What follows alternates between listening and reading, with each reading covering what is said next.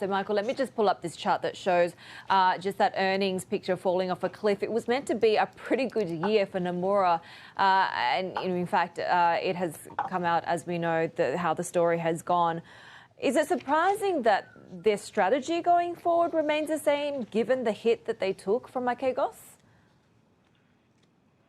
Yes, I think that, at least to me and probably some others, that there is a surprise that Nomura doesn't seem inclined to make any real adjustment in its overseas strategy or overall strategy in response to this incident. Nomura has their investor day scheduled for May 12th, so rather than yesterday's earnings news, that would have probably been the forum where, if they were going to make some strategic adjustments, that they would announce them, and we don't know yet. But based on the tone of the comments yesterday from management, it seems that Nomura sees Archegos as an idiosyncratic event and no reason, that they're going to tweak their risk management framework, but basically no reason to make any changes.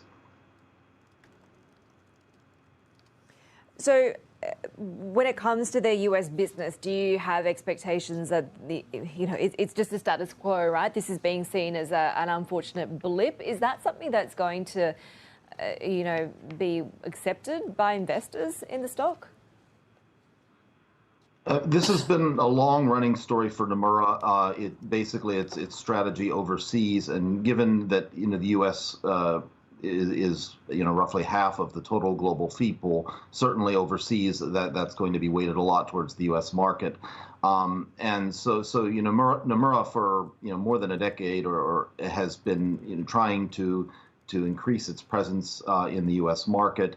And sometimes they do quite well, but then we often see things like this Archegos loss, where it's just not very stable, and on average the returns are not that good. So whether investors will accept that, I think that's reflected in Nomura's current share price.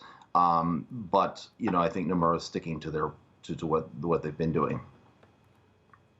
Michael, volatility has been a boom for trading desks at banks. This GTV chart on the Bloomberg, though, showing how the VIX has really remained muted, pretty subdued this year, and is nearly back in that 2020 volatility range, but not quite. What does this mean for Nomura? So one of the things is, although we haven't seen any big changes, and this is for the new CEO, this was going to be a great first year for him, and unfortunately his first year ended on a sour note.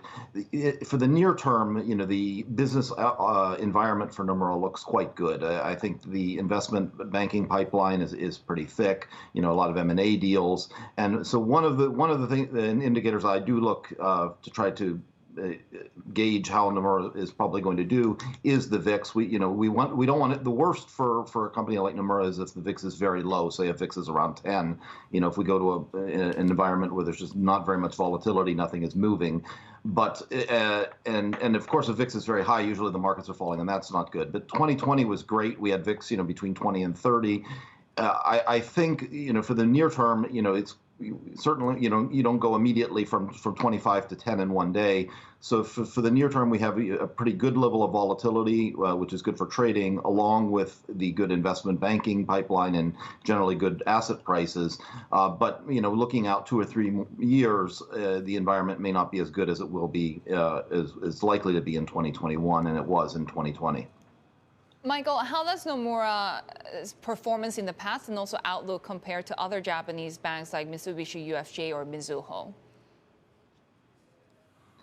Well, one of the most direct competitors I use for Nomura is Daiwa, because Daiwa Securities, although it's smaller than Nomura, similar to Nomura, its focus is on the securities business. Mitsubishi UFJ and Mizuho, because they do have very large securities businesses, not as large as Nomura's, but because they have even larger banking businesses, they tend somewhat different trends. But if I compare Nomura to Daiwa, they have generally around the same average ROE, or even Daiwa's might even be slightly higher, even despite its smaller scale. But the big difference that I see is that Nomura's results are much more volatile than Daiwa's.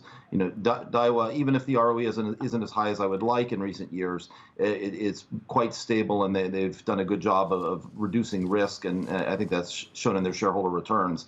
Meanwhile, Nomura, they haven't really successfully generated a higher average ROE, yet there's a lot of volatility, and that's what we see with the Archegos. So I think really what the onus is on Nomura to show that they can generate higher average returns, and that we're not going to have a case where every time we have a good year like 2020, it's going to end in losses like this one.